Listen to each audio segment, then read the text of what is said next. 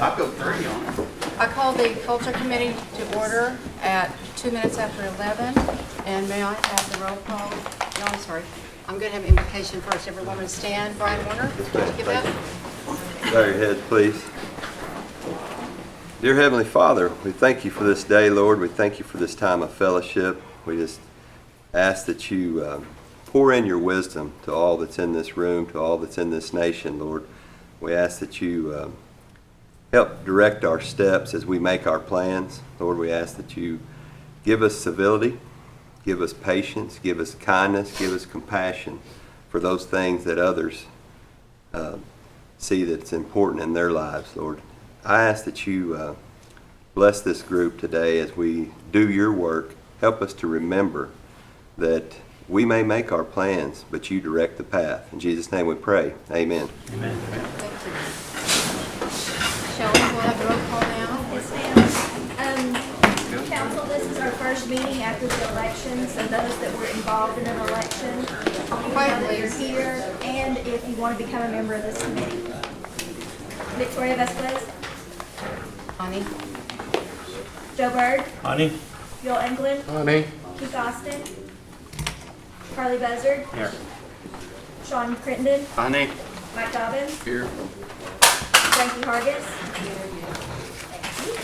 Wanda Hatfield, Rex Jordan, Here. Dick Lay, Honey. Mike Shambaugh, Here. Yes. thank you, Mary Bakershaw, E.O. Smith, Here. Yes. thank you, Janice Taylor, here, yes, and we do have a quorum. Thank you, Shelley. Shelley, I asked for, I'm Yeah. sorry. I'd like to be added to the Culture Committee. Okay. Thank you. Okay, it's time for approval of the minutes of the last session. I assume everyone's had time to read them, and so moved. Second. Motion and second, all in favor? Aye. Okay. We moved down to our reports, and I'm going to go around Molly Jarvis because she's going to be presenting a program to us. And I would ask that Cherokee Nation Language Program, if you would come forward in case there are questions, but we would like the written report to stand. And but just in case there's questions, I could have Roy Boney, would you like to come forward?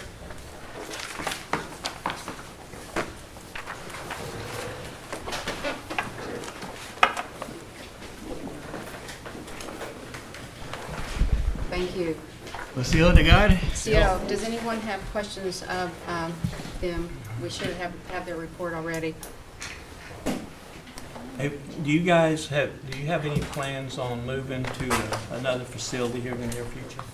I've heard rumors, but I don't know if they're true or not. So, but we're going to move for a couple of years now, so we might not. I honestly don't know.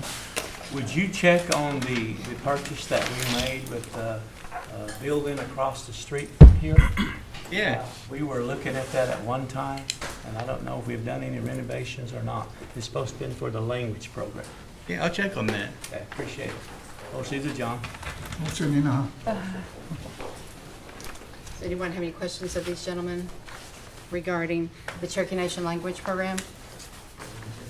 Yes, Sean? So we talked about this a long time ago, about, and I know speakers talked about it too, you know, the speakers, the Cherokee speakers. Have there ever been any more discussion on maybe in a council meeting recognizing speakers, you know, similar to the veterans, you know, just something recognizing them? There's lots of them, not enough as we've talked, but you know, a brick, hey, I'd like to recognize this full blood or fluent speaker, not necessarily full blood, but fluent Cherokee speaker. Here's your certificate, here's your brick, and you know, and like we talked before, the young ones see that, maybe incentive to watch that, and something to be proud of that would just add to our work trying to get the language out there. So any any type of discussion like that? Not, Let me comment on that. If you remember a year ago at the Tri-Council, we passed that resolution of the 3 tribes. There was at the UKB building to have some type of a summit. And Dwayne King and I and Roy, we were working on that to have a list of Cherokee speakers come together. We give them a certification, maybe some type of Sequoia medallion, Yeah, I and remember. been stamped, and put that register in a booklet and say this date, 2017, this is how many speakers came forward and registered. And we were working on that with Dwayne King, and unfortunately, he's not here, but we've got other resources, I think, that can move that forward with Roy, you and John, and maybe Rob's department, and make this, really happen. And that's something we've been working on for a while now. That's a good I know you idea. have, I remember that, and I'd like to maybe add to the discussion, maybe recognizing at a council meeting, Sure. Thank you. That can be done. Any other questions or comments? Yes, Wanda? I know the programs, how many, okay, first of all, how many speakers or how many teachers that are teaching Cherokee, how many do we actually have? And forgive me for not knowing, but that work with the programs that go to the communities. They're trying to teach the language, including our immersion school. How many, what number, what was that number? I didn't see him. Yeah. I don't know the exact number, but for Approximately. for our in our department, in the education services part, we have about we got, what is it, 8 first language speakers, 8. and we also contract with about another 20 at a time that do the classes in the community areas and translation. At the immersion school, I don't know how many teachers they got, it's around 20, 30 or so, but that's about how many people that we work with doing language. In terms of the actual speakers out in the community, no one really has a solid number on what that is, but estimates are about 2,000 to 3,000 or so. Okay, that answers my question. Thank you. Thank you. All right, gentlemen, I believe you have, yes. Yes, ma'am. Thank you, Madam Officer. Chair. Just a comment, I think that was a wonderful idea that Sean just brought up, taking that time during council meetings. I really appreciate the other efforts. When you say that they're not here right now, that's what rings a bell, because I look at the obituaries that come through my county alone, and I go out into the rural areas where Speaker Bird's from, and Nycut and Flute Springs, and I can hear the language there. This is one of those deals to me. It is. I had a unique conversation earlier about a state of an emergency with our language, which is our culture to many. And it's no different than the infrastructure problems that we have with public health. Everybody knows that I'm not talking about health care, but I'm talking about public health and that infrastructure. And when they talk about that, that's boots on the ground. That's people that do things. And I just want everybody to be aware that, that infrastructure problem, those boots on the ground and those things that we do, if we're really going to make and hit a lick at this thing, I think it's time that we, as a council, we come together and really take a invested interest. The meetings, the classes that we do in the communities, that works. And it's one of those things, I know for a fact. I was talking to Johnny McFlute at Brahms outside. We're getting ice cream, and he teaches me a Cherokee word. If I don't go home and try to teach that word to my 2-year-old or my 7-year-old or my 13-year-old, even I lose it, So, and I understand the fight that you guys are fighting, and I just want everybody to understand it. It's the same as our public health problems, and it's infrastructure, and that's money, that's boots on the ground. So, just thank you. Yes, Counselor Shaw. I just have a simple question. By any chance, are there any attempts to take the Cherokee Nation Language Program and work with JOM? We do quite a lot of work with them. They do the Challenge Bowl and the Cherokee Teacher I Enrichment know that's programs. coming up, the Creek and the Cherokee Challenge Bowl at the same time. Yeah. Do we ever send someone out to help teach them our language? In the school, like teaching teachers or teaching students, or what do you? Yeah, like just sending someone, to help teach the students or even the parents? Yeah, we have community language programs and classes. We also have, like, Johnson O'Malley does the Cherokee teacher enrichment with teachers. In terms of getting actual certified teachers in the classroom, that's a bigger challenge. No, I just meant with the JOM, like family committees. If you don't mind, would you email me that information? Yeah, I can Thank do you. that. I appreciate that. I'm glad to hear it. Thank you. Anyone else? Comment, questions? All right, gentlemen, thank you for being here. We appreciate your written report. Next, Community and Cultural Outreach, Rob Doherty. I think I saw him earlier. There he is. Good morning. You're hard to see with that shirt. Trying to blend in. Sure, Nagad. Yeah. Sure. You have the, actually, last 2 months of the report. Very first, right off the bat, I'd like to say thank you to some of the council members that had called, expressing their condolences. We lost one of our good staffers, Roy Hamilton. Many of you, I think, he covered just about every in-district and at-large as well presentation, so we have big shoes to fill in that respect, and he was a biggie in our department. He was always willing to help, but I just wanted to say thank you. He's a elitis negada. He's a dadolista. It'll come out in the next meeting on a report, but I do want to report in the last 2 or 3 weeks with the floods that was happening in Houston, we have a good contingency of Cherokee resident citizens in the Houston area. We were to have an at-large meeting there, but we felt like we couldn't really, in good spirit, have a meeting of celebration type because we come there. We did go ahead and have one with the San Antonio and the Austin group, but that particular Saturday, we had a drive of people, our citizens in South Texas, to bring items and so forth to take to Houston. We couldn't exactly earmark it for Cherokee citizens, but there were quite a few of them that we did. And within our in-district and some at-large, 10 communities, we took 2 trucks, 2 10-foot trailers loaded. Well, I think we ended up with 260 cases of water, clothing, dry, everything, and we had calls from council people saying, what can we do to help? So those communities, we're going to highlight them in our next report, but it was just recent, and I wanted to mention it since it's been recent. But the local communities really came through with all kinds of donations, and nobody would ever thought of it, but one of the communities, the brand new one starting up, came up several bags of dog food, and that was real popular. You wouldn't have thought of that. And diapers. So I wanted to say that. But if there's any questions, you have a report in front of you and so forth, and the effort. Speaking of, and I want to say Wadon for bringing that out about our language.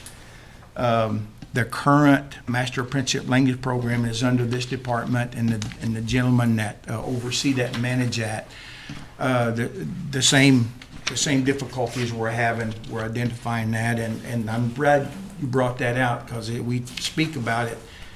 We're losing anywhere double figures a month, speakers, and we just can't wave a magic wand and replace them.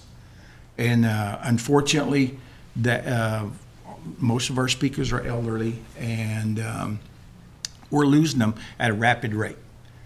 So we're trying every effort we can too, but your point is very appreciated, and your comments appreciated as well, Mr. Warner. So, any questions at all? Anything at all? Well, Yes. Your Master Apprenticeship Program, is it just offered in Tahlequah? yes, it is. Yes, it is. At the current, Plans to maybe expand that into communities? Because, people probably have a problem with gas and getting Yes. transportation. And it would be very beneficial maybe to get it in some small communities. Maybe that is the ultimate plan at some point. These gentlemen back here can best answer that. Day to day they speak of it and so forth. Yes, we'd like nothing more than expand it out. Of course, you have to start slow, and it's a costly amount because you pay your certified teachers. I think the talk was, other than Tahlequah, to have one location maybe in the southern counties and then another one up in the northern counties. Then after that, start with your pockets of communities that want that. And believe, every community wants that, from South Coffeyville all the way down to Bunch and that side. They all want this. And you're exactly right, Counselor. Not a lot of the people can come to Tahlequah every day, Monday through Friday. And so it really is needed. And that's something also, too, that I think we're really trying to emphasize that as well. But we have to, let's see how we can do on this one here. And it's proven to be very successful. And once we do that, I think from that point on, I think it just makes sense that we expand it to the southern and northern, eastern, western counties. Thank you. Thank you very much for that comment. Yes, Counselor. What is the status of our two graduates? I think Cody Van was one of the gentlemen. There was another gentleman, forgive me for not remembering his name. Are they employed with us, or what have we done to those two gentlemen? Where are they? And this is Howard Payton, our manager, that MLA program. Yes, Don Duggar works Duggar. with curriculum with us. Cody Pan, it was my understanding he was going to be working with the immersion school. I think at this point he's working with a contract. Yeah, we're going to contract with Cody starting next month, next week actually. Okay, great. So that's he's doing really good, and everybody seems to respect him and his language abilities. Thank you. Thank you very much. Thank you. Well, no. Anyone else? Any comments? Poster, Rob. Thank you very much. We appreciate what you all do. Well done. All right. And last, I did believe I saw Dr. Charles Gord from the Historical Society, Cherokee National Museum, and yes, if you come forward, and I believe the report is also in here.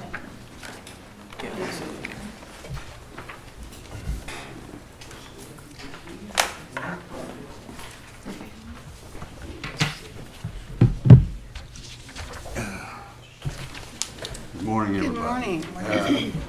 I managed yesterday to forget to push the button for send for my report, so it was sent this morning. I did have it all in an email, and there's a little button on the Outlook is different than what I'm used to, and I just forgot to send it. I've got a bad habit of doing that. If you could just then, just give some brief overview. Yes. And then if anyone has questions, that's fine, and we'll Right. look for the report later, because I'm sure Gail will make sure we get it. Right. First, I want for y'all to recognize that the latest publications, and I've asked Jerry to come and distribute the books, and he can explain. Jerry, I thought he was. Yeah, very good.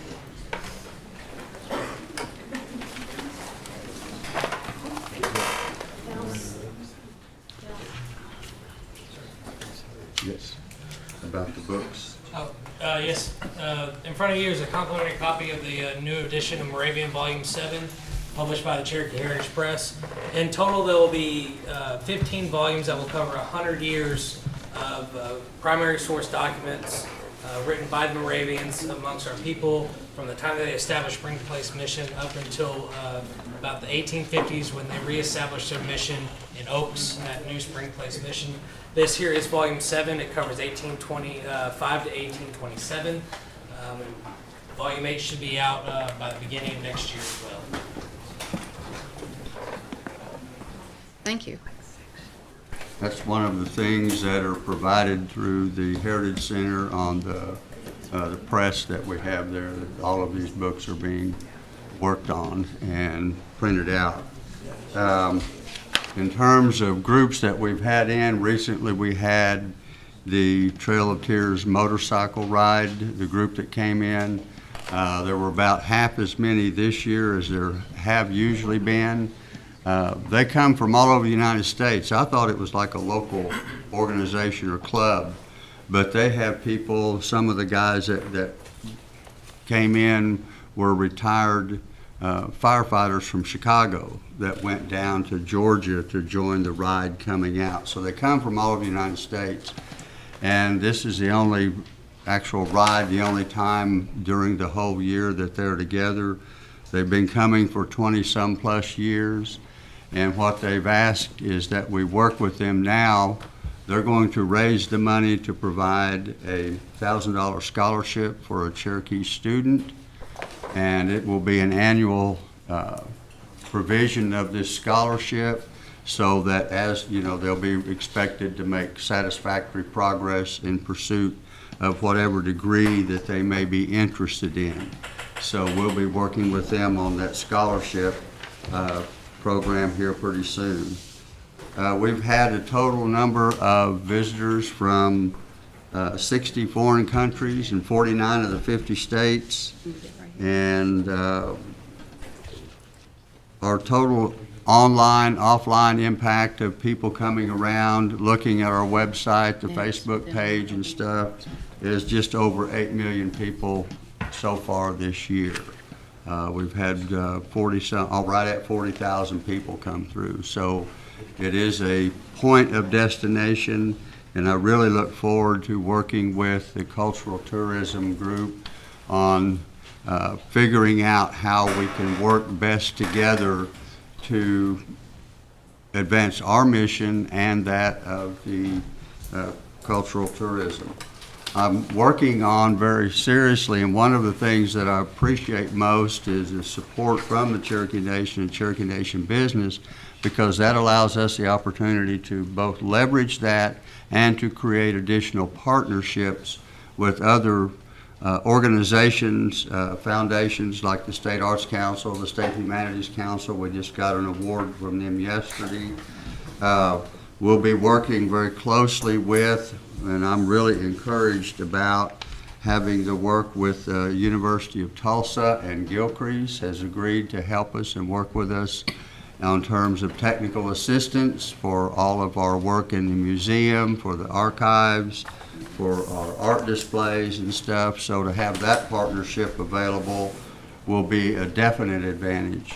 Another one we're working with, and we'll have on October 3rd, is a conference call to set up a partnership with the Crystal Bridges art place that's over in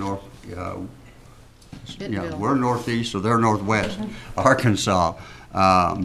So I think that's going to be a tremendous opportunity. We've kind of looked at a couple of small projects, and this has now moved up to the position of the director of their whole facility.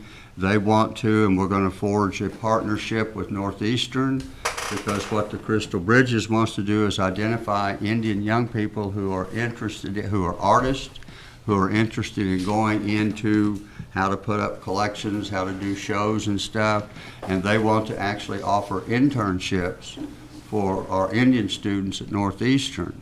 So we have a representative from Northeastern who will be there involved in the conference call, so I think that's going to be a definite advantage. I met yesterday with the lady who is the state director for AmeriCorps for Vista Volunteers. And that will open, and there were people there from all of the social service and health care agencies. Cherokee Nation was there, the local farmers market. There were a whole bunch of people there who will be interested in and working on things with the VISTA program. We're doing a cultural tourism emphasis and beginning to have a much better working relationship with the Tahlequah Area Chamber of Commerce, and we're working on an international tour group. It's for living farm museums and things. The international organization is coming to Tahlequah, and we're going to be one of the sites that cultural tourism is involved. So, we can bring in an international group, which will definitely put us as a point of destination on the map. Another really exciting, we've had 2 conversations so far. There is an international tour group of the Maori from New Zealand, and they want to partner with us to actually do a major cultural exchange, which would include the whole areas of dance, of art, of music. I told them jokingly, I said, we thought we made canoes. Ours are toothpicks compared to the ocean, the big boats that they make. So this would be a major, an immediate international cultural exchange between two very large and significant indigenous populations. And the last thing I'll talk about is we're working on, through our genealogy department, Ashley has came up with what I think is a tremendous idea, and I encourage our staff at every meeting that we have, is that they've been there longer than I have. You guys have seen and talked to people. You've had ideas of what things could work to support our mission.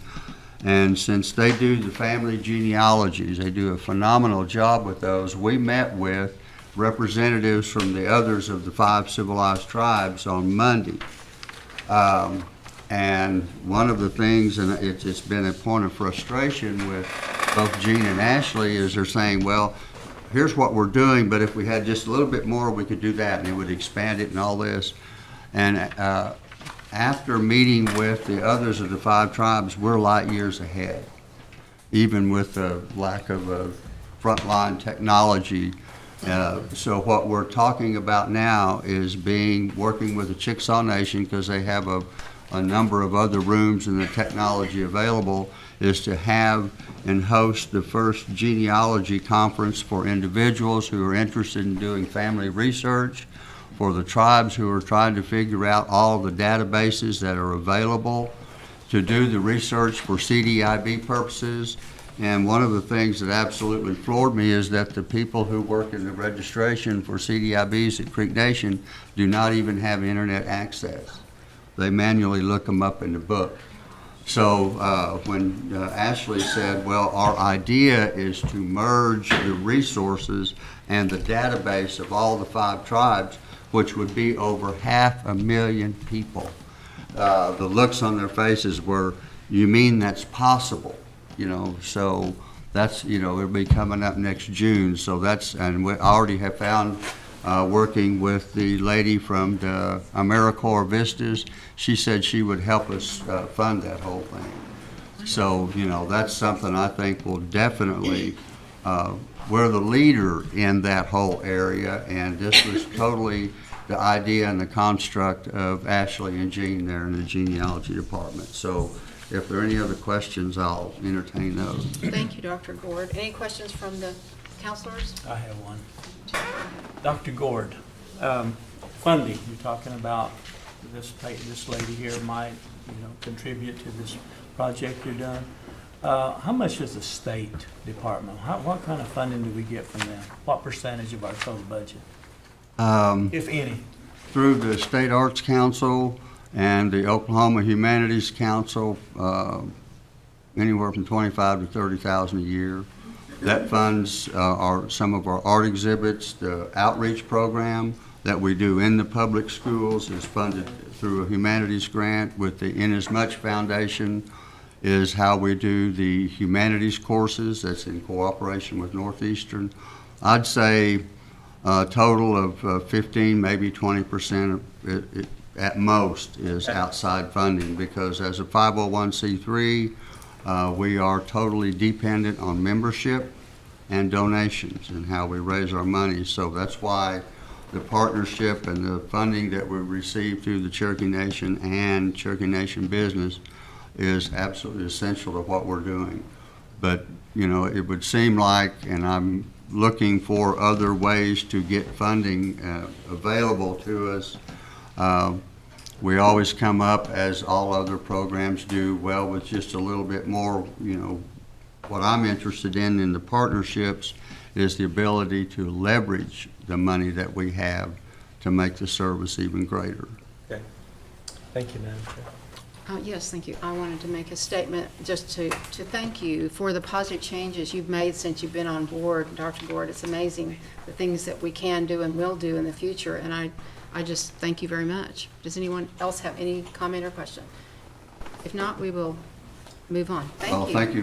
But one thing I do want to say, it's the way the people there work together. That's their life. That's their passion, and, you know, they fully agree with the mission. So without the staff that is there and their dedication and commitment, I wouldn't have the time to go about doing these other things. Thank you. Hey, Dr. Gordon, what you might do also with, we have new council members, and just to refresh our memory, could you send the last MOU that we have with the Heritage Center, the Cherokee Nation, just to give us an Yes. update? Yes, I'll do that. Okay, Yeah, appreciate it. it's- Okay, Yeah. Just send it to Gail. yeah. Yeah. Send it to Just- Gail. Pardon? Send it to Gail Miller. Okay. And she'll distribute it to I'll have us. her today. Thank you very much. All right. Go ahead. Okay, I see no old business pending. And under new business, I would like to ask for cultural tourism, Molly Jarvis, to come forward. And before we get into discussion of this, item 1, I would like to have a motion and a second to go into discussion, and then I have a statement. I have a motion for, motion to go. Motion to open for discussion. Second. All in favor, say aye. Aye. Thank you. Thank you, Molly. I do have a statement before we begin. And I would like to say, counselors, first, that I'd like to open our discussion with a brief statement. And I want to outline how I intend to conduct this meeting. And I want to conduct it in a manner consistent with our rules and our long-standing practice. And it has been the long-standing practice of the council to deliberate and debate the issues with each other as elected representatives. Our job is to give voice to our constituents. From my perspective, each of us does that. We do our level best to do that at every meeting. So as with any meeting, I intend for us to do our jobs today and debate and discuss the issues on our agenda as council members. One of the committee members requested that a particular spokesperson for the Cherokee National Treasures be given the floor to address the committee. This is unnecessary, and I do not intend to conduct the meeting by opening it up to spokespeople. We can be productive and effective by doing our jobs, representing our constituents, and engaging in discussion with each other. Again, that is our long-standing practice. To the extent the Cherokee National Treasurers have spokespeople, it is primarily the members of the council. Each of us represents one or more of the Cherokee National Treasurers, and we are capable of listening to their concerns and the concerns of other artists and bringing these concerns to the committee. The Cherokee National Treasurers also have a committee, and it's established by law and acted by this council. The Cherokee National Treasurers Committee members appointed by the chief and then are confirmed by this council. I have faith in the Cherokee National Treasurers Committee. I serve on that committee in an advisory capacity. Through this council and through the Cherokee National Treasure Committee, Cherokee National Treasurers have ample ways to voice their concerns. And it is true that from time to time, council invites people to appear before us and give input. This is generally with representatives of the administration or CMB, over which we have a constitutional oversight role. Less frequently, we invite non-government and non-CMB officials. Those rare occasions are usually when we have some unique presentation to be offered. The council historically has not, however, simply granted the microphone to citizens to offer suggestions or complaints. Instead, we get that input through our day-to-day contact with our constituents, and we bring those concerns and ideas to the council. This is how we have managed the work of this body, and I believe it serves us well. And insofar as the issue in the Cherokee National Treasure Program, it would be unwieldy and unfair to invite any particular Cherokee National Treasure to be a spokesperson before this council. And I say that with all respect to the Cherokee National Treasures, not only because I am one, but also because I have a deep respect for our program.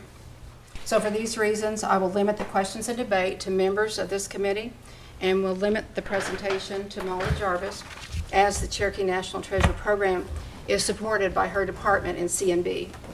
With respect to the issues, we are to discuss the Cherokee National Treasure Program and the Cherokee Art Market. This discussion was requested by Councilor Crittenden. I respect his right to request a review of the program. However, I do want to make 2 points. First, these 2 issues are completely separate and distinct. Cherokee National Treasures certainly participate in the Cherokee Art Market, But the art market is not exclusively for Cherokee National Treasures. The art market is its own event with rules and practices that are widely familiar with those of us who are heavily involved in art markets. In fact, the high standards used by our Cherokee art market is one reason that it has a strong and growing reputation in the Native art community. Second, I think that both programs are operating well. Cherokee National Treasures have more opportunities today to teach their art forms and sell their creations than ever before. We should all be very proud of that. But of course, no program is perfect. However, with very few exceptions, the feedback I get from Cherokee National Treasures is that they are proud of the program as well. With respect to the Cherokee art market, I can tell you that it is well respected. I speak from real-world experience. I have been attending and selling my work at art shows for over 20 years. Art markets that are respected and have strong reputations are art markets that attract lots of patrons and lots of great artists from other tribes across the United States, not just our tribe. The Cherokee art market has high standards, which helps explain why it is so well respected. If we erode our standards, we will weaken the art market and our artists will suffer.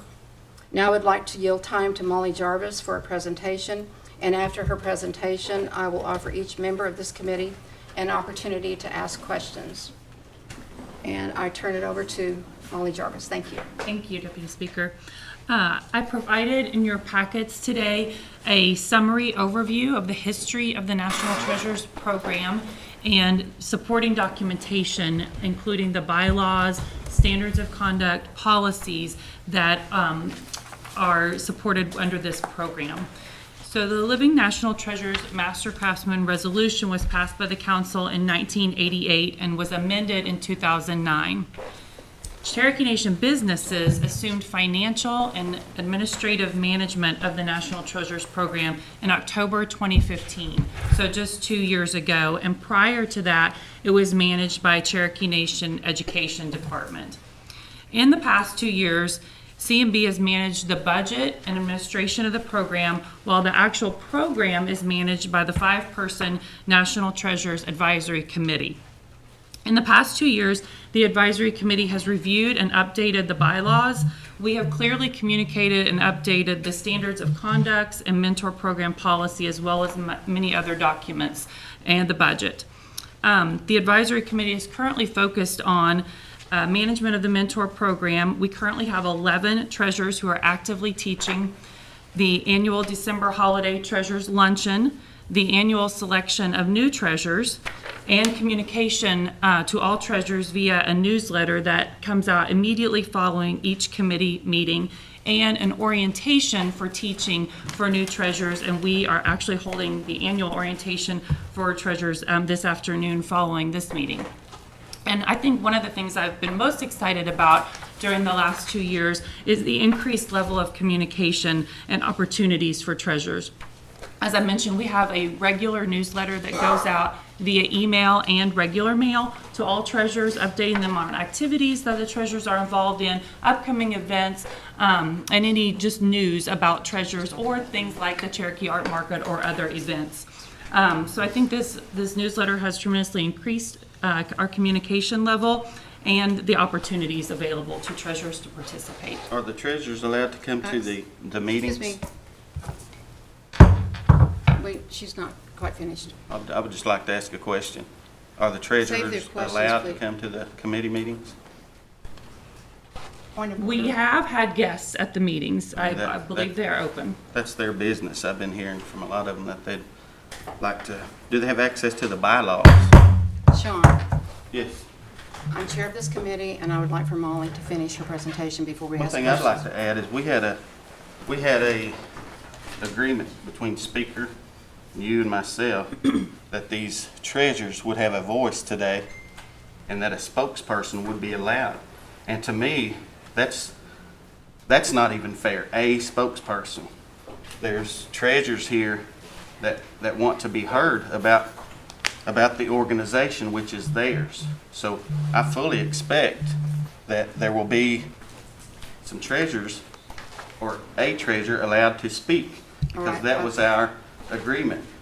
And if the time wasn't allowed long enough, because I wanted to move this thing back a few hours. But no, we'll have plenty of time. But if there's not plenty of time and when's it supposed to end, noon? There's not gonna be plenty of time. So then we agreed if there wasn't plenty of time, we would have a special meeting where the national treasures and whoever wanted to attend, us, could happen. So is that still the plan? I don't believe that we agreed to a special meeting. If We time didn't allow. discussed it. Speaker will back me up on that. But Speaker will back me up on as that. as a national treasure, If you look, Can I have a moment? yes, well, wait a minute. If you look, I was chairing the meeting for the chair lady here last time. And you wanted to. We talked last But time. you wanted to amend the agenda, if you remember, it's right here in a minute. Right, and I really wanted The to. agenda to have more time. Right, I said, this probably calls for a special meeting. but I had questions. Well, let me finish. I said, this probably calls for a special meeting, remember? Because it's written down right here if you look at your report. I know, I wanted. Okay, I well, wanted but you're some not letting me questions finish. let him finish. And then I said, and you didn't listen to me. Well, that's not my job to listen to you. Well, then why am I speaking? Now here, Well, Speaker, that day, I well, had questions. no, I I said, had questions, and I Sean, expected, I said, Sean, why don't we have a special meeting? and I'm still And on you board. said, no. I'm still on board And with- you said, no. Well, no, I meant, I Because- wanted some questions answered that Yes, day. but you wanted a special meeting. Don't Okay, you? and I was going to Don't grant you? you that, then you wanted to amend the agenda. Out of order. Yeah, This is getting out of order. yeah. It really is. And I know the rules state that every council member during a committee meeting has to be acknowledged by the chair before speaking.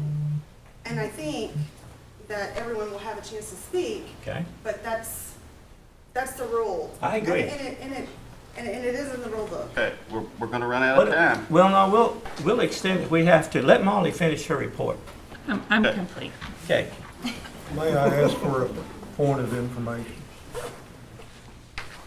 Yes, go ahead. And I like, Molly's got a lot of good information, and I appreciate what y'all just said, but I know that Molly is well-rounded and can probably take us to noon. And at that point, the time is up. And I think that Councilor Pitten's point is well taken. I recalled that you gave a promise. I just go what I said right here, and I read what I said. I said, if you want to, we'll have a special meeting. I'm just going by what we discussed. I understand, Chief, Okay. but here, And he didn't want to do that. my recollection is you said that one of these treasurers could speak. Okay? That's my recollection. If I'm wrong, I'm wrong. Right, it's not in the minutes. Well, You're not the chair. Speaker, we had to And talk and I'm in not the even the kitchen. chair. that was your intimation to this body. Okay? And so if I don't have it word for word, I apologize, but that was my I gave him. understanding Okay. from you, and I'll quit. Okay. Thank you. I still would like to have Molly give the report, and what you might just let everybody have input. Is this what she's saying in here? I don't know. We haven't heard her. Yeah, she I'm sent, complete with the report, and it was a summary of the information that's been provided. Okay? yes, you have that in your books. And you also received it via email. Every council received that information from Molly by email over 2 weeks ago. Right, we can So read you've had that. time I would to- rather give the speaker the Since chance. we are at 11:45, I say we're going to allow each counselor to have a question that has a question, and Molly is ready to answer them. And we are going to be orderly, and we are also not going to have any more outbursts from the audience. They can be removed. So go ahead. We will start with Harley Buzzard.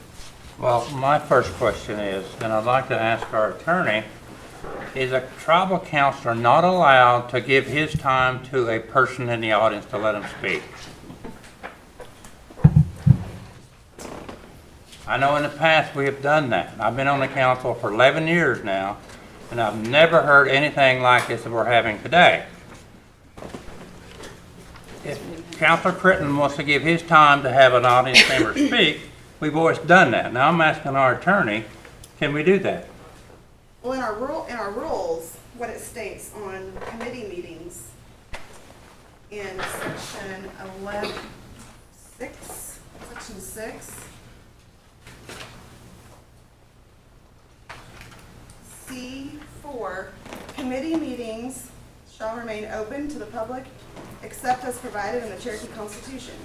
Visitors, guests, and fellow representatives may speak only if recognized by the chair. Okay, so I'm asking you, will you recognize the person to speak? Let me tell you how I feel about that, Harley. As a Cherokee National Treasurer and an artist, and there are 40-some still living, we all represent ourselves in our art. We can,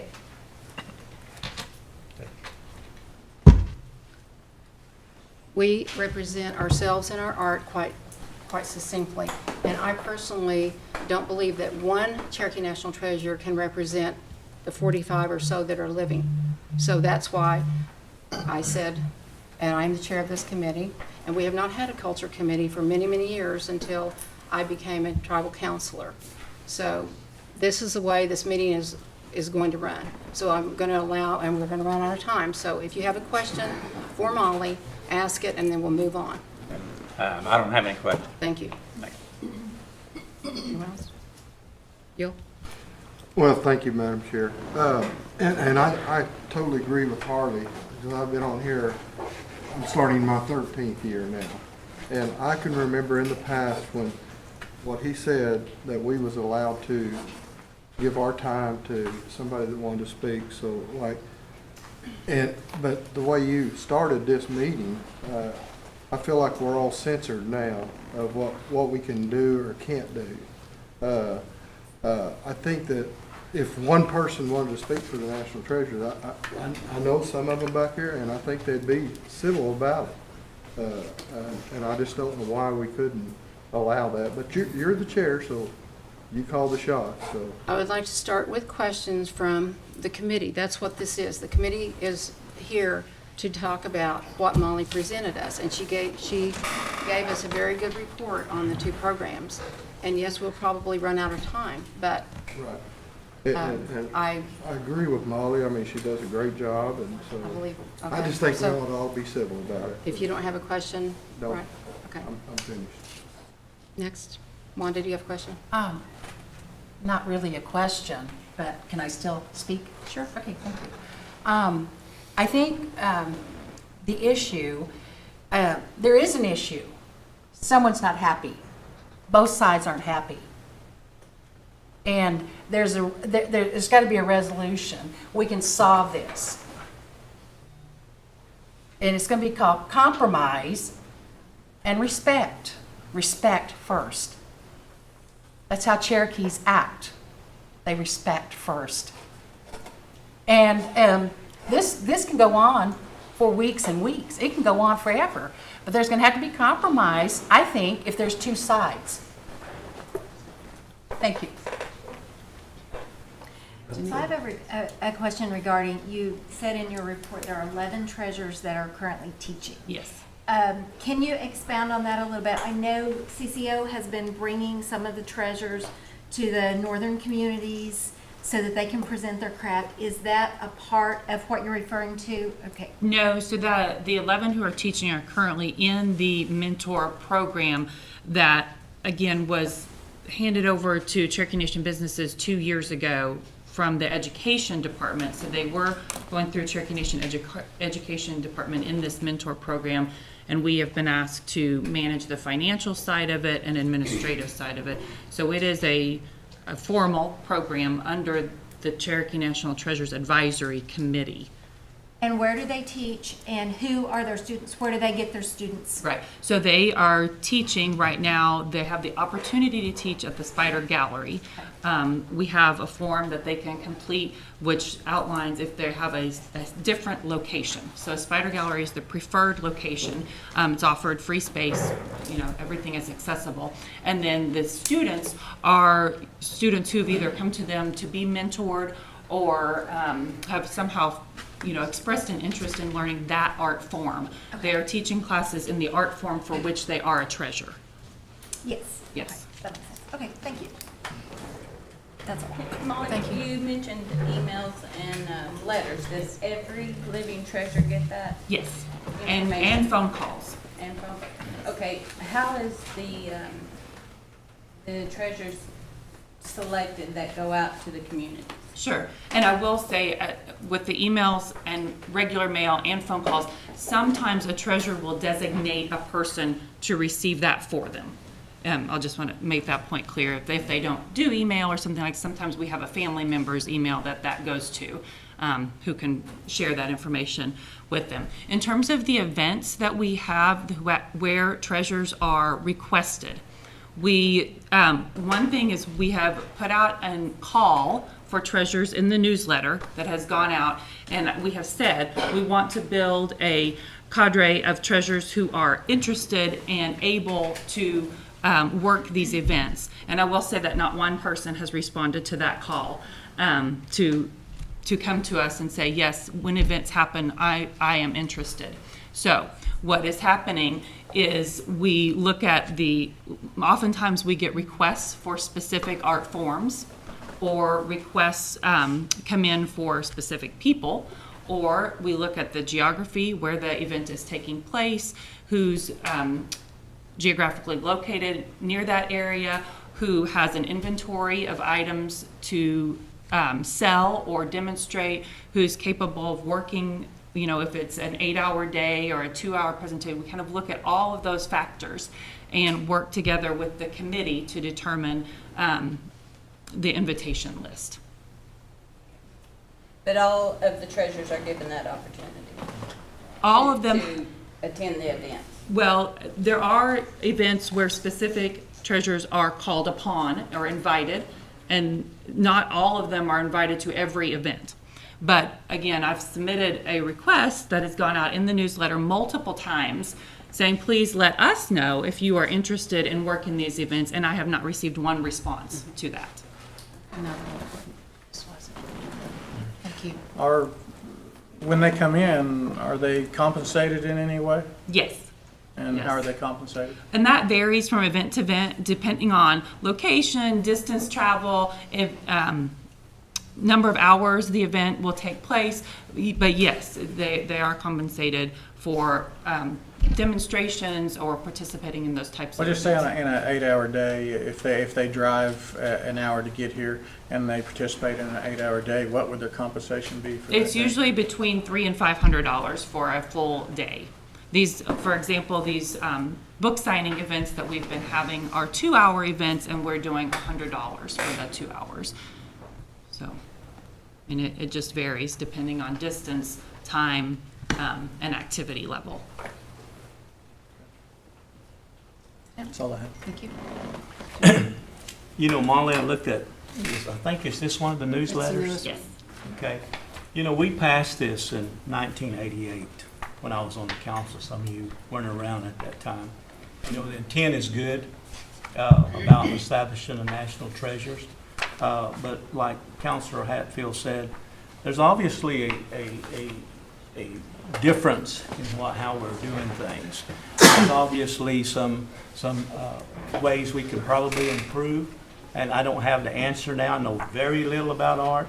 I MC your gathering sometimes. They're at the Hard Rock, and I visit with the elders that are here, and this is a good thing. But there seems to be a little bit of differences of opinion out there on how this might come about. But I look here, and the council supported this. They supported it in 1988. And we come back and we amend it in 09. That was before Baker's administration. And you know what it says here? It says this program, 5-member advisory committee. How often do they meet? Monthly. Monthly? Yes. Okay. Now, if we have an issue with the National Treasure, do we take it to them? Is that the first arm to take complaints? And they're supposed to be giving us guidance, because we passed the legislation to create this. This falls under, it was at the education at one time, the Heritage Center. Now it's under the chief or the secretary. Okay, now it's coming back to us for a resolution of what? And then I see right here, it says the principal chief or designee is authorized to develop policies, okay, and procedures for this program. Have they done that? Have they met and talked about how they can improve the issue that we have at hand? The policies that have been developed by the committee and then Okay.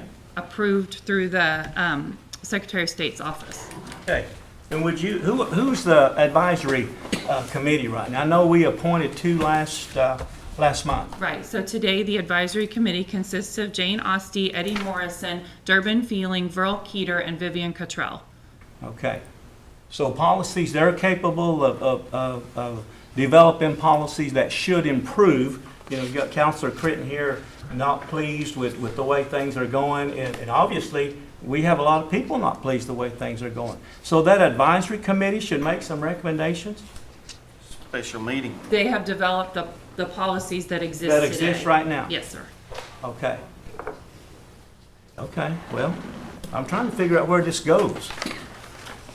All right, thank you, Madam Chair. Sure. I think it's a great thing, but I'm gonna pass right now on some questions. Time to better use somebody else. Dick? You have a question? It's your turn. Thank you, Madam Chair. Yeah, just one comment. I appreciate what Joe just said. I mean, it's, what he just said probably was what I was gonna comment on. I did have one question of Molly last meeting, which was an unfair question for her.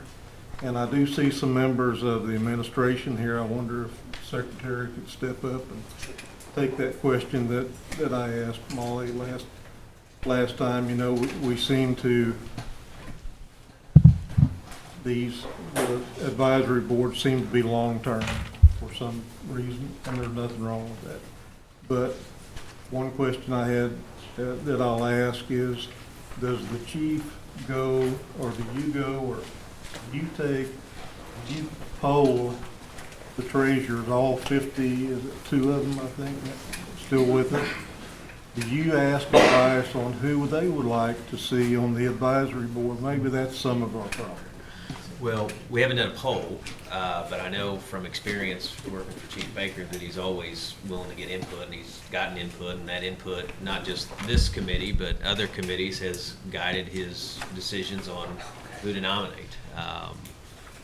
So we'd always welcome any input, that's for sure. Well, and that sounds good, but I never get told for anything that Chief Baker wants to put on any committee. So I'm assuming the treasurers, most of them, don't either. So could that be, I know you can't put that in a law, of course, but could you all look at going to the treasurers and saying, okay, you know, who would y'all like to see on this advisory committee? Because there seems to be, like typical Cherokee Nation, there's, you know, one group and another group and maybe another. The council is kind of like that from time to time, I've noticed.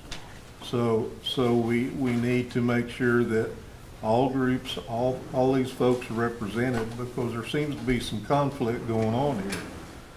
And we're spinning our wheels. We're not moving forward, and I know we all want to. Well, I can tell you that Chief Baker would take any and all input on any of these committees, including the Cherokee National Treasure Committee. And Madam Chair, I'm saying right now that we would take any input. I mean, we're on streaming video. We have a number of treasurers in the audience. One thing I noticed. We're not streaming anymore. We're not on camera. It says we're not live anymore. I'm sorry, Mr. Chairman. Council. If I could, I see some reappointments that are the same folks. And so all of these appointments are to be made today in Rules Committee. And so it's important to try to figure out how that came about, these folks that are selected, and they're all good folks, you know. Nobody's gonna vote against them, but I doubt that the majority of treasurers were called. That's what I'm hearing from what I'm hearing. And so how do we address that? Well, I think the same has been in the past when Chief has made appointments. I mean, he has an open door. I don't think anyone could say he doesn't have an open door. In fact, I know for a fact that treasurers come to see him from time to time. And so any and all suggestions ought to be sent to our office. Now, we do have nominations that are on the agenda today, and we feel very strongly that those are solid individuals that will do a good job. And that's the true for each and every member of the committee that Chief is appointing. I want to make it clear he's very proud of the work of this committee. He's very proud of the work of Molly Jarvis.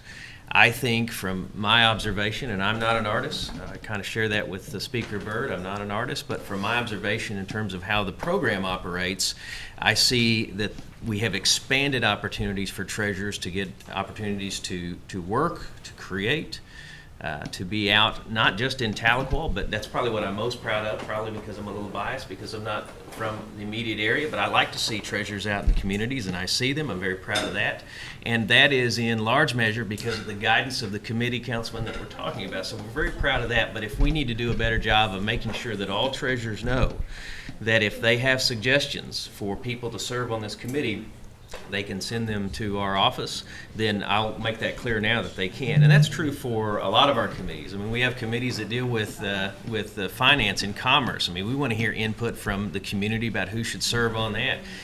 We need input from citizens, and we need advice from council members because you are in the communities. But I want to say we're very proud of the committee. We think it operates well. And as we make appointments in the future, we're going to be as sensitive as we've always been to recommendations. Thank you, Madam Chair. Thank you. I have just a couple of questions. Does the National Treasures, do they have a series of bylaws, a set of bylaws? And those are, it should be in the documents that you have. Okay, and are all treasurers allowed at the meetings or not? The meetings are not closed, to my knowledge, and we have had guests attend the meetings over the past 2 years that I have been involved with the program. Okay, and do they ever get to vote on their own leadership? The committee's leadership, Or is it strictly by appointment? the committee is by appointment. The leadership of the committee, like the president and the chair, are voted on annually. Okay, and how long are the terms? The person, the advisory committee member can serve for 3 years, 2 consecutive terms, so 6 years total, and then must take a break. Not to say that they couldn't ever come back, but then the chair, vice chair, that type of term is 1 year. Thank you. Thank you. Clarity. I don't know if I have a question, but more of a comment on the situation. One time I had a question for 2 gentlemen, and when I went to find these 2 gentlemen, I walked up on them and they were fighting. I couldn't tell who was in the right and who was in the wrong. You know, we all come from one fire. I hear that a lot. Anybody ever thrown a tire on the fire and seen how black the smoke is? You know, I think I was talking to Howard earlier about something different, and I said something about culture, but I think I meant the treasure program. What I see, we've got, I don't know if we got 2 sides, 3 sides, or what, because it's smoky, and it's a black smoke, and it's not good. But when you get 2 sides, and they both have tied ropes to this one thing, and they're both pulling in the opposite direction, what happens to your program? Folks, it tears apart at the very fabric that it is woven with. And I know you got Wanda. I appreciate what you said. That Speaker Byrd, I appreciate what you said. Everybody around this table, I appreciate what Sean's doing for his folks. This is not going to go away until we take that time. And I'm a firm believer, and I respect our chair lady for the way she's trying to conduct this meeting. But I think more is needed. And me personally, you know, there's a big issue on the books today for my district, and I'm going to tell you that's where my mind is aligned. And when I come into this right now, I can't get any clarity, so I don't really have any questions, and that's troubling because typically I do. You know, anything that I had has been pretty much erased. But I do think this program is worthy. I do think the individuals that are in this program are worth hearing from because I know that everything, we talk about Cherokee 7 sides and, you know, and all these things. every issue has 7 sides to it. I'm prepared to hear them all. Whether I like it, whether I don't, I'm prepared to give my opinion, whether that other individual or whoever, whatever group it is, because I don't even know the groups, but I want to be respectful of the Cherokee Nation and a program that was started long before I was ever thought of. And that's to the individuals that are in the program, that's the individuals that wrote the policy. I will say this in closing. I'm not an artist per se by way of painting or making pottery. I'm envious of those, but I grew up in the racetrack, grew up a horseman. The things that I can do with the horse and other things, there's better horsemen than I, but I consider myself a horseman. I consider that a form of art because I have passion as these folks and as you that are in this, and that same passion. Sometime, at one point in time, I had to say, I didn't like the rules and the things that were at the racetrack, but those rules and those policies were in place, and there was a productive way to go about changing those rules or acknowledging those rules and some things. And if I could never get that done, I had to make a decision as an artist, as a horseman, that I can still be a horseman, but I don't have to participate in those things if I can't make a change or if it becomes too difficult. So I think this program is worthy. I think everybody here at this table thinks that it's worthy. I think everybody in the gallery here thinks that it is worthy. Let's give it its due respect. Let's pull the tire off the fire so that we can all get some clarity. And maybe we have to get some people together for a special meeting and put somebody in there that is not as close to this issue as some of the others. And I'm prepared to, I'll be here for anything you need. Thank you. Councilor Quick. All right, of course I have lots of questions. Betty Frog, National Treasure. I went to Peavine School. She was my art teacher. And a lot of respect for her. Her son and I, same grade. Same friendly Ronnie as he's always been. Daughter was a little bit younger. Now that's a national treasure. We didn't just go get someone off the street. We've got a Cherokee national treasure. That means, just that in itself means something here at the Cherokee Nation, in the Cherokee Nation Tribal Council. Now, I know Betty Frog.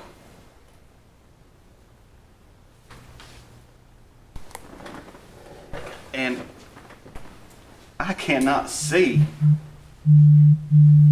We're talking the chief takes suggestions, this and that one takes suggestions, this one take.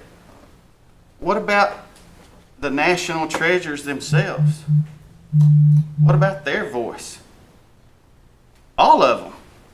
There's some that don't have any issues. There's some that do. And we talk about obvious problems.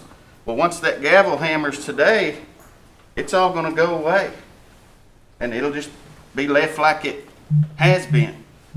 So the special meeting, Speaker, that day I was wanting some questions answered to amend the agenda. But with all due respect, there was, with the deputy speaker there, she's not going to let it be on the agenda. And I think there's a little conflict of interest there. Not allowing a national treasure to do what we agreed on, not just in that meeting. I want a special meeting. I wanted it then. I just wanted a few questions answered plus a special meeting to resolve it. But after that meeting, a month later or two, we talked in that kitchen in there. And you assured me that they could have a spokesperson. And I said, well, let's move it back to 10 o'clock. No, there'll be plenty of time. I said, I don't think so. And I said, If we run out of time, then can we have a special election? Not election, meeting, special meeting. And we agreed on it. Man to man, and Deputy Speaker was there. We agreed on it. And today, all I can see is we're not letting everybody here that wants a voice have a voice. Betty Frog is not going to throw a chair through that glass. So, I would like to yield my time, remaining time, to Betty if she feels like. All of us would like to speak then. All right. I'm ready. Hey, I'm ready. All of us? All of us?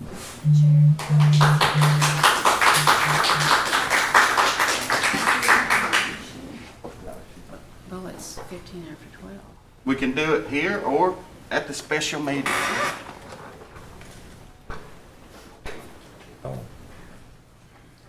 Well, do we want to take our only 45 minutes that we have for lunch to have everyone in the audience speak? I don't believe that's possible. And one national treasurer cannot possibly represent all national No, treasures. but represent No, themselves. that's what you're doing, Victoria. You're not letting us speak. You are not letting the majority of treasurers speak. Move me out, Marshall. What I'm saying, I'm Shauna Morgan Kane. I'm a Cherokee National Treasurer from Stillwell, Oklahoma. I've been a National Treasurer since 2006. Victoria will not let us speak. We want to speak. Jane Oste gets to speak. We don't get to speak. You don't speak for my mother either. I'm not speaking for your You mother. try I'm to, but speaking you're for not going Shauna to. Morgan Kane only. Madam A Chairman. National Treasurer since 2006. Madam Chairman, there Attorney are, General. there are terms under the Constitution and in the Rules of Procedure that when a matter of public decorum, that the issue may go into executive session. That is your call if you wish to do that, but I would refrain everyone from having any type of outburst. This is a civilized It's meeting. the only way we that's can be going to- heard is that if we're we going to speak out have- now. You will We're not going to go by the hear us. rules and procedures, which are rules and procedures do outline how citizens address the committees and council. We just need to follow the rules that are set out there that have been in place for years. I am a lady. I'm being asked to act like a lady or I'm going to be removed. I'm being a lady. No, we're not going to remove anybody from the, hey, guys, we're not going to remove anybody. But we are going to act civilized and traditional and Cherokee. You don't holler out like this in a Cherokee meeting. You really don't. You know, we got enough divisiveness out there in the United States, you know, out in all this protesting and so forth. We as Cherokees, we need to stay together. If we have an issue here, let's address it. Okay, but we're not just going to let one national treasure speak. If we're going to have a special meeting, Victoria call a special meeting, it'll be just about the national treasure. This may not be the time and place. I'm for that. Special Well, I do meeting. too. Special meeting. Okay, and that's what Hash I it out. tried, and that's what I Hash tried it to do out. last time. Well, I agreed with you, but I Yes. also wanted my questions answered, so. Yes. Well, you tried, Sean, and you didn't, and I said you didn't listen. Why 2 months later did you tell me we could have Hey, one? Sean, I was spelling sovereignty, and you still were in Pampers, okay? Let me speak. My mother was Okay. on tribal council before you Okay, were. well, let me speak. Hey, We hey. will have a Hey. special meeting for the national treasures, okay? Pampers. Okay, okay? Yes, Counselor Shaw. Yes, in lieu of all of this, is it possible I would like to make a motion that we go into executive session to decide if we're going to have another meeting, if so, when? Yeah. I second. Okay. All in favor? Okay.